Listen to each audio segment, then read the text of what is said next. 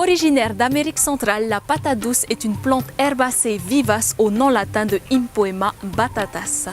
Elle fait partie des 6 plantes qui ont dominé le système agricole des anciens Polynésiens. Nous allons voir dans ce tutoriel tous les secrets de sa culture.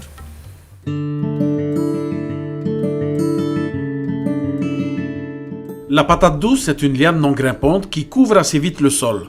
Elle possède des fleurs blanches et violettes et produit des tubercules comestibles. La patate douce aime les sols sur lesquels l'eau ne stagne pas. Pensez donc à bien aérer votre sol. Attention aux sols très sableux, sans réserve en eau, car la patate douce déteste la sécheresse. Pour obtenir des plants, vous pouvez vous rendre dans une pépinière ou récupérer directement des boutures de tiges sur une parcelle en culture. Prenez les boutures sur des pieds jeunes et sains qui pousseront plus facilement. Il vaut mieux choisir les boutures de tête plutôt que le milieu ou la base des tiges. Prélevez l'extrémité des lianes sur 20 à 25 cm. Coupez les premières feuilles du bas qui sera la partie enterrée. Mettez les boutures dans l'eau en attendant la plantation. Évitez de les laisser raciner car celles-ci risquent de s'abîmer à la plantation. Ne conservez pas plus de 24 heures vos boutures sans les planter. Une fois vos boutures prêtes, vous devez préparer votre sol. Pour planter, il existe 2 méthodes possibles. Vous pouvez réaliser des trous de 5 cm de profondeur tous les 30 cm ou faire des sillons de 5 cm de profondeur sur la longueur.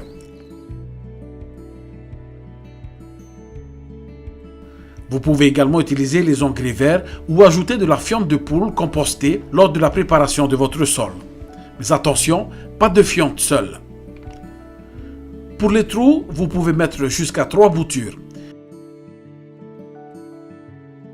Si vous travaillez en sillon, espacez chaque plant de 20 cm sur un même sillon.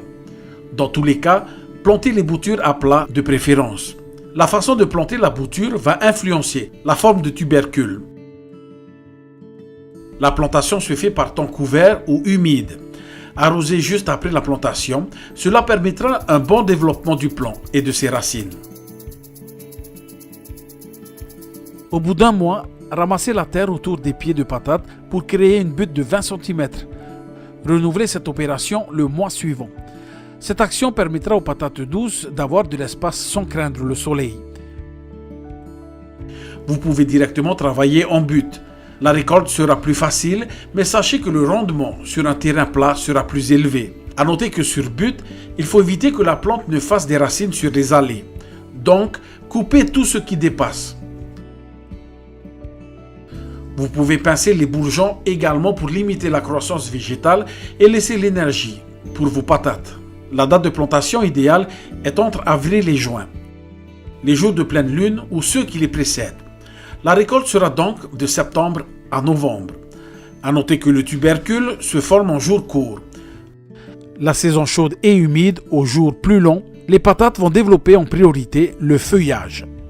Pensez à arroser les premières semaines. Attention toutefois, la plante a besoin d'eau, mais ne supporte pas la forte humidité et surtout l'eau stagnante.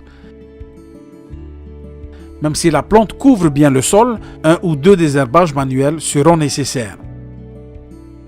Après 4 à 6 mois, vous verrez les feuilles jaunir. Il est temps de récolter avec votre bêche. Arrosez les billons s'ils sont trop secs, puis récoltez petit à petit pour éviter la conservation et le stockage du produit. Si la récolte est précoce, vous aurez moins de dégâts de charançon, moins de risques d'éclatement des tubercules et moins d'attaques de rats. Chaque plant va donner entre 1 kg à 3 kg de patates. La patate douce se conserve une dizaine de jours à l'abri de la lumière dans un emplacement sec, frais et bien ventilé. Mais si le tubercule est abîmé, il noircira très vite.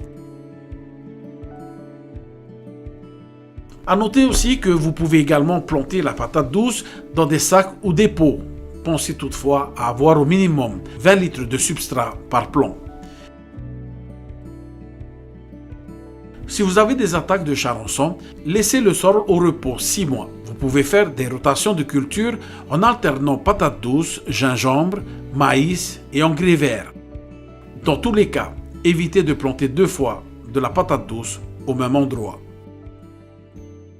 Il existe différentes variétés de patates douces. Elles combinent la peau blanche ou rouge et la chair blanche, jaune, orange ou panachée. Les patates douces sont beaucoup plus riches en vitamines que les pommes de terre, notamment en vitamines A, C et E. Les jeunes feuilles de patates douces sont également comestibles. Crues ou relevées à la poêle avec un peu d'huile d'olive, elles se cuisinent facilement. Riche en amidon, la patate douce apportera ce petit goût sucré à vos plats et à vos papilles. Il ne vous reste plus qu'à planter et surtout à déguster ce trésor de nos potagers.